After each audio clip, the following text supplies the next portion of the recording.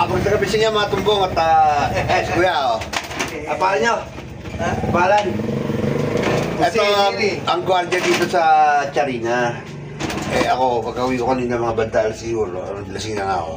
Mga tinakit na tulog na ako. Kaya lang, medyo wala siyang tubig sa bahay. Lumaw na akong mineral, naibo sa akin ni kuya. Ilang buwan na nag-ganito, gwardiya dito? Ilang buwan na kayo nag-gwardiya? 3 buwan na yata. 3 buwan. Tapos, kailan kayo sinabihan ni, June eh, kanina lang. Kanina. Na, hanggang kailan na lang kayo? November 15. Hanggang November 15. Hindi ba kayo hindi ba kayo nag-attempt na tanungin, bakit niyo ako tatanggalin? Ano bang kamalian ko? Anong nagawa kong kasalanan? Nag-attempt kayo, hindi? Wala namang tanong, pero sinabi niya na nag-meeting daw sila sa mga specialist dito. Oo. Siguro di ako nagustuhan, hindi ko alam. Nag-meeting ako specialist, hindi kayo nagustuhan. Ano kayo dahilan? Ano yung medyo naging dahilan? Bakit kaya? Di natin alam, di natin masabi.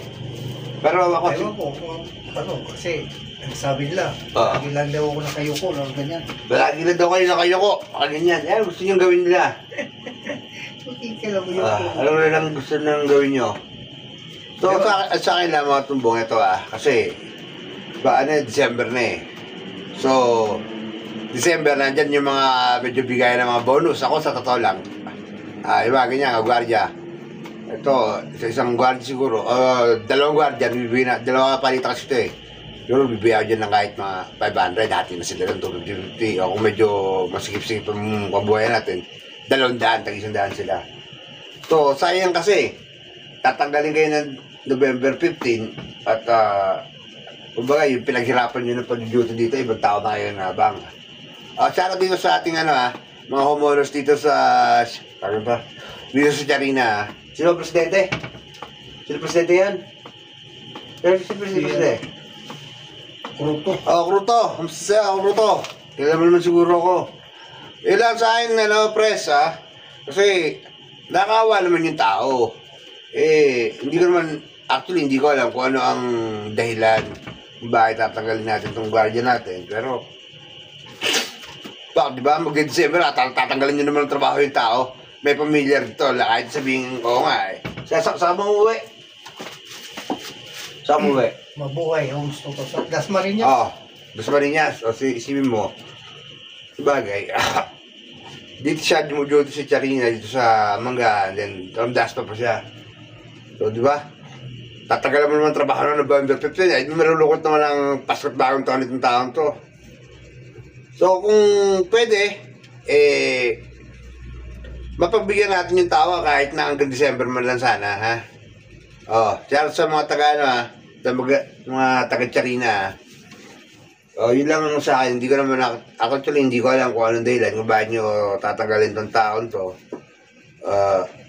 Pero sa tingin ko, ang dahilan, lagi lang daw, sabi, lagi ako nakayuko. Bakit? Pag nakayuko ba, kasama ba yan sa ano? Hindi naman, buti ko, lagi kang napunta rito, natutulog ba ako? Dito lang sa ano lang ako, nakikinig ng mga balita, yan naman sa akin eh. Tapos, meron akong mga games na habang parang hindi makatulog. Dati kasi mga katumbong, ito talagang gwardiya na ito, talagang, ang pagkakaalam ko nung dito pa ako nanunuluyan talaga, ang gwardiya namin dito ay may uniform talaga. So, hindi ko alam kung bakit si Kuya na guardia, wala lang yung uniform, marahil ay nagtitipid na sa budget ang Charina. Kahit lang dati may gwardiya, naka-uniform. Maaaring mga homeowners na hindi rin nagbabayad ng monthly dues. Katulad ko, kasi ako Dati kasi nandito talaga ako. Pag nabayad ako ng monthly dues, isang bagsak, isang taon, 2 taon, bayaran ko 1.5, gano'n, 1.5 isang taon dito eh. So, ewan ko lang ngayon kung magkano na monthly dues ha. So, gano'n mga tumbok, ano sa palagay nyo? Diba? Ako, talagang naman ako, gusto ko baga, naawa naman ako kay kuya, siyempre. Ipapasko, magbabagong taon, mawala siya ng trabaho, may pamilya din to. So, tatagalan nila ng trabaho ng November 15. From November 15 up to December, no? Okay lang naman. Oo. Kumbaga, yan ang tinatawag na true destiny. Oo. Ha? Destiny. Destiny lang yan. Kumbaga, wither lang. Isipin nyo lang that, Kumbaga, pero din sabi yung destiny, dahil nyo isipin, God has a better plan for me. May mas magandang plan sa akin, Diyos. Malay nyo, bira, mas maganda sa division dito ang mga pupuntahan nyo. Baka, di ba? Sa akin ma-duty, pero sa alam mo ito mo, di ba? Yung tipong maguro tayo maawa sa tao, baka kakita yung kung ano mga ano niya. Dapat kasi sa inyo, hindi lang basta kayo tatanggap ng ano. Buto hinatulong agad kayo, tagal kayo, hindi mo lang kayo nagre-react. Ay, ba't nyo ako, ba't nyo ako, pwede bang ayusin muna natin to, regluin muna natin to, hindi naman pwede pag sinabi sa yung, ano, sisanting ka na, ba't mo sisanting ka agad, dahil dahilan, di ba? Ano kayo ko? Kasi ang gusto nang siguro ng may mga tao, siyempre sa gwardiya, yung, dito kayo, ponsi kayo, tipong, magandang gabi, ma'am, magandang gabi, sir, ganun, very approachable ba? hindi ko nga kilala yung mga opisyalis dito eh. Oo. Buti sana kung... Kayo mga opisyales, magpagawa kayo ng tarpaulin, paglalagay nyo yung pagmumukha nyo dito sa harap, para naman nakikilala kayo ng mga natin. Papakita nila yung mga... Pero sa totoo lang, at sa palagi ko, ay mas mabuti na rin na hindi mo kilala yung pagmumukha nila, para ang dating isa transparent, hindi yung porkit nakikita mo na sila, puto kailangan opisyalis to, kailangan aktibo ka, di ba? So, umaning may napansin sila o merong nakita na hindi kaya sa mga panalingin nila, kung kaya naman napapasya nila, pero yun lang, di ba? Consider sila sa tao. Ano bang ano sa gabi? Nagbabantay lang ako pag may papasok na medyo nakikita kong hindi naman tagatto at kahina-hinala. Ayun, sa duty ako, wala naman dito mga naging trouble eh. Diba? Sabay, wala naman magiging ano dito eh, magiging problema dahil sa lahat naman to, covered to ng CCTV namin eh, mga tumbong eh. Kaya ako, lagi ako nandito, nakatingin lang ako sa CCTV. Monitor ka dyan, monitor ka. Kasi ito Kasi pag lagi akong nakaharap dito, Sierra, ayun ang lahat ng CCTV. 1, 2, 3, 4, 5, 6, 7, 8. So, siguro ang gusto 8 CCTV nila, ang... dito lang ako nakatingin sa kalsada. Nandito yung CCTV, marami akong makikita dito kung may kayo na hinala doon, makatawag ako ng rescue. Mahal pa may matubig. May matubig. Siya dito eh. Kaysa, lagi lang nandyan. Lagi siya. Ulo ko. Masama. So, ganun mga tumbong. Hindi naman kawalan sa akin itong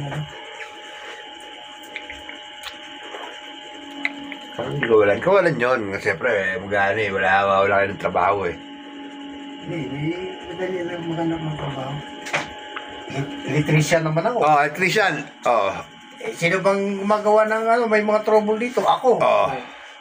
Pasalamat nga sila kahit pa paano, tumutulong ako sa kanila. Ayun. Nanghingi ba ako ng bayad every time na ako'y gumagawa ng mga kuryente rito? Yun. Buot pala sa ating guardian natin eh. Gumagawa pala ito ng mga kung ano ng mga kuryente dito. Mga wiring sa ano. Di ba? Ano yung mga problema?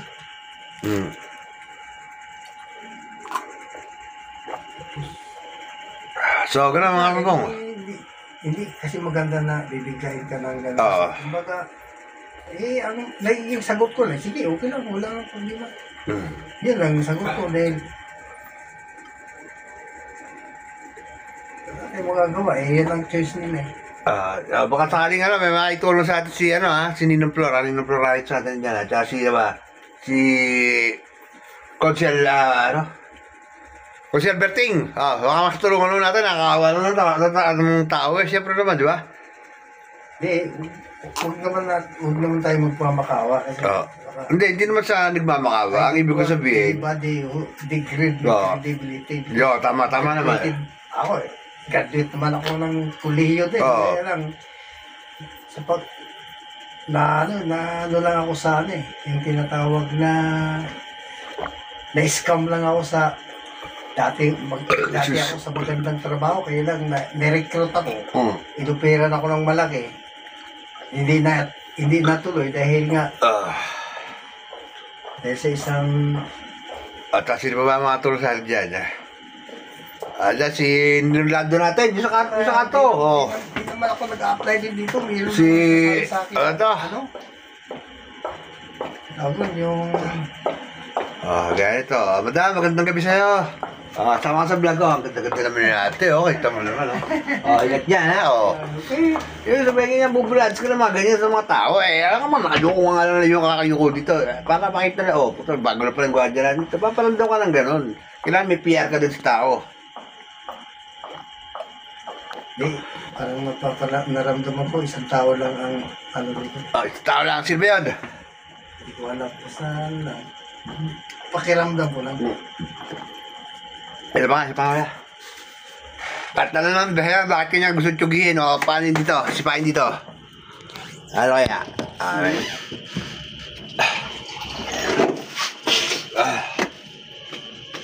Baka naman sinota mo si Tomboy. Okay yung gagawin yan. Baka sinota mo si Tomboy, ha? Baka naigit sila, no? Baka dahil sa close kayo ni Tomboy, may pumuporma kay Tomboy, pumbira, nakikita ko, magkatabigan ko Tomboy, lalabin lang ang bingga eh. Siyempre, pag paalis na ako, dito ako kasi nandito siya sa ano eh. Baka naman Baka na-chika-ekik mo na si Tomboy, ha? Susuya ka.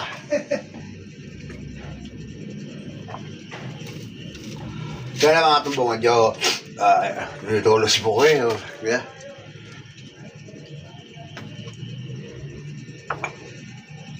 Tama rin yung sinasabi ni Kuya. Magbangawas ta para ibaba natin ng ating dignidad. But syempre, nakailangan naman medyo tinatag tayong consideration sa tao. At kung may nakita mo kayong negatibo, much better kung titignan nyo mas yung mga positibo na gawa ng tao Kaya lang, that's life masyadong mapahusga ang mga tao, masyadong, di ba? Kung sino na nasa kapangyarihan. Sila powerful di ba? But hoping, magkaroon ng mas magandang trabaho si Kuya at kung ako tatanungin, mas gusto ko sana siya ay tumaganda dito hanggang December. Mga taga-Ciudad Verde, mga taga-Terrinas na division, So, homeowners, Kruto, at lahat ng mga officials po yan dito ay kay Ninang, kay konseryata dito, kasama ni Ninong Flor, konseryata sa barangay yun So sana po matulungan natin at di ba? Nakawa namin yung tao, may tulong tayo, siyempre naman. Pasko, New Year, walang trabaho So ano gagawin ito, di ba? So, yun lang mga tumbong. It's time check. Alas 10 na. Yun lang madaling araw. At tayo lang ng tubig. Sisigat ng dugo Babalik lang ako sa higaan. At meron akong may trabaho ko bukas Happy Fiesta sa mga Tresi Happy Fiesta sa mga taga-Tresi. At yan. Belated happy birthday kay Nicole Pereira. At shout out sa lahat ng mga taong nakasalubo at nakadaw pa pala natin kagabi. At salamat din siyempre sa mga aircon bus na nasasakyan natin. Ayun. Lahat yung libre. Ganun din. Di ba? Jeep driver, tricycle driver, sa mga kusan sapa. Bus driver. At sa inyo lahat mga tumbong. I love you. Bye na.